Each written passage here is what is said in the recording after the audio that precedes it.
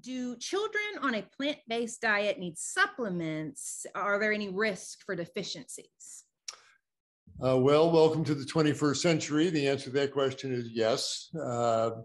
First of all, kids being kids, they're really looking usually for their sugary things and the processed foods anyway. They're not eating colorful salads and steamed veggies and all the things we should be eating for our vitamins and minerals.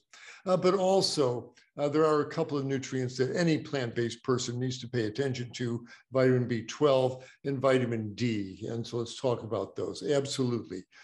Children being raised on a completely plant-based diet, just like their adult parents, absolutely need vitamin B12 supplementation. The dosage is very small, and I'm not going to mention any numbers here because there are tables that will show you as the child grows how to increase the dosage. But absolutely, vitamin B12 is required. It's easy to get it into a child. There's liquid preparations. You can just put half a dropper full of B12 into and mix it with applesauce, mix it with their fruit juice. There's lots of ways to get the vitamin B12 into them. So absolutely don't skimp on that. At least 3 times a week, a growing child needs an appropriate dose of B12. Vitamin D is essential. It's made by sunlight falling on our skin. And we used to, a million years ago, out in the African savannah there, live out in the sunshine, and everybody's skin turned into old suitcases by age 35, but they made plenty of vitamin D in their skin. Well, we're doing the opposite. So we generally do not go out in the sun any longer. When we do, we wear shirt sleeves and sunscreens. And for that reason, very little sunlight is falling on people's skins. And vitamin D deficiency seems to be fairly common.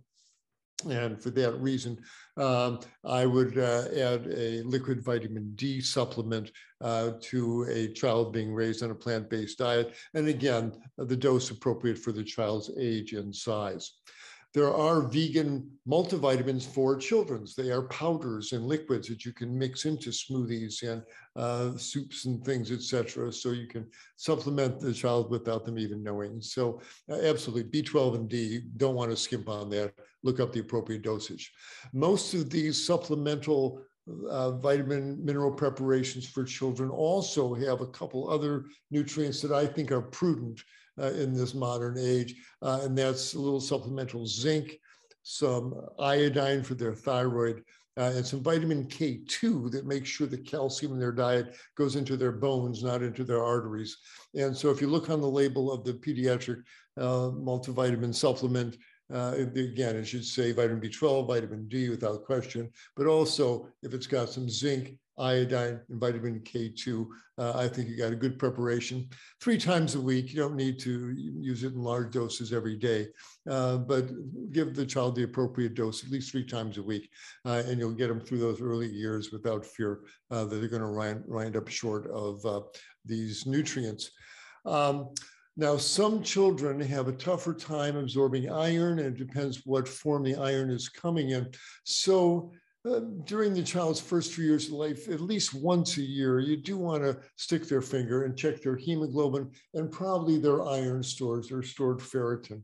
And if the ferritin, which is the stored iron level, is significantly down, then you may also want to get the same vitamin mineral preparation that has a little extra iron, 8 milligrams, 12 milligrams of iron, if the child's iron and hemoglobin is a little bit down.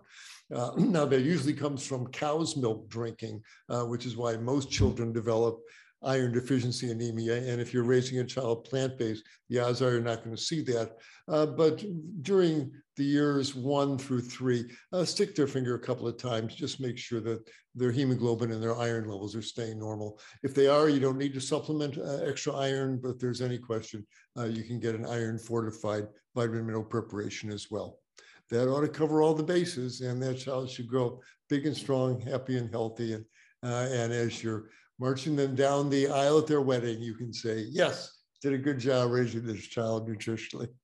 That's wonderful. That's great. Well, you've had a lot of viewers ask about that, so thank you. And just because you mentioned a table, Is there somewhere you'd recommend that, or right? It's pretty standard. If you just do a search on vitamin and mineral requirements for infants and children, you'll see the USDA and NIH. They all have their tables. They're roughly the same numbers there. You won't go wrong with any of them. But do a search on vitamin and mineral recommendations for infants and children, and you'll see the tables. Hi everyone, Dr. Michael Klaper here, announcing our new format for our Q&A with Dr. K. Annie Hagen will be asking me one question that's been sent in by our viewers. So if you want to see if your question is getting answered, do join us for our Q&A with Dr. K right here. Hope to see you then.